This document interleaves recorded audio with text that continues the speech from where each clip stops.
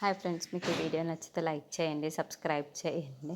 అక్షయ్ దయాకర్ ఇంటికి వస్తూ ఉంటాడు. ఇంతలో అక్కడ ఉన్న అవనిని పిలిచి, అవని నువ్వు ప్రణీత పెళ్ళికి రావాలి, నువ్వే ప్రణీత పెళ్ళి దగ్గరుండి జరిపించాలి అని చెప్పేసి అంటాడు. ఆ మాటలు వినగానే అక్కడున్న అవని అయితే ఒక్కసారిగా షాక్ అయిపోతూ ఉంటుంది. ఇంతలో అక్కడున్న అక్షయ్ అయితే, అవును అవని, నువ్వు ఈ పెళ్ళికి వచ్చి ఈ పెళ్ళిని మొత్తం దగ్గరుండి జరిపించాలి అని చెప్పేసి అంటాడు.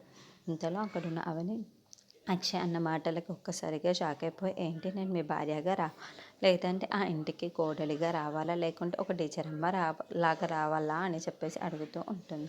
ఆ మాటలు వినగానే అక్కడున్న అక్షయ్ ఒక్కసారిగా షాక్ అయిపోయి అవని వైపు అలా చూస్తూ ఉండిపోతాడు.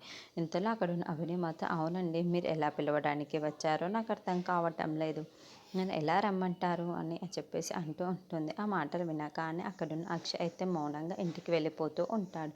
ఇంట్లో ఉన్న అవని, ఏమైంది, వస్తానందా రానందా అని చెప్పేసి పార్వతి అడుగుతూ ఉంటుంది. ఆ మాటలు వినగానే అక్కడున్న అక్షయ్ అయితే అవని ఒక కండిషన్ పెట్టింది, అలా అయితేనే ఇక్కడికి వస్తుందంట పెళ్ళికి అని చెప్పేసి అంటూ ఉంటాడు. ఆ మాటలు వినగానే అక్కడున్న పార్వతి అయితే, ఏంట్రా కండిషన్, ఎలాంటి కండిషన్ పెట్టిందిరా అని చెప్పేసి చాలా కోపంగా అడుగుతూ ఉంటుంది. ఆ మాటలు వినగానే అక్కడున్న అక్షయ్ అయితే, అవని ఇంటికి రావాలి అంటే మీరు పెళ్ళి కొడుకు వాళ్ళకి అవనినే పెద్ద కోడలు అని చెప్పాలి అంటే అప్పుడైతేనే అవని ఇంటికి వస్తుందంట అని చెప్పేసి అంటాడు. ఆ మాటలు వినగానే ఇంట్లో ఉన్న వాళ్ళందరూ అయితే ఒక్కసారిగా షాక్ అయిపోతూ ఉంటారు. ఇంతలో అక్కడున్న పార్వతి మాత్రం చాలా కోపంగా అక్షయ్ వైపుకు చూస్తూ ఉండిపోతుంది. ఇంతలో అక్కడున్న అక్షయ్ మాత్రం, ఏంటి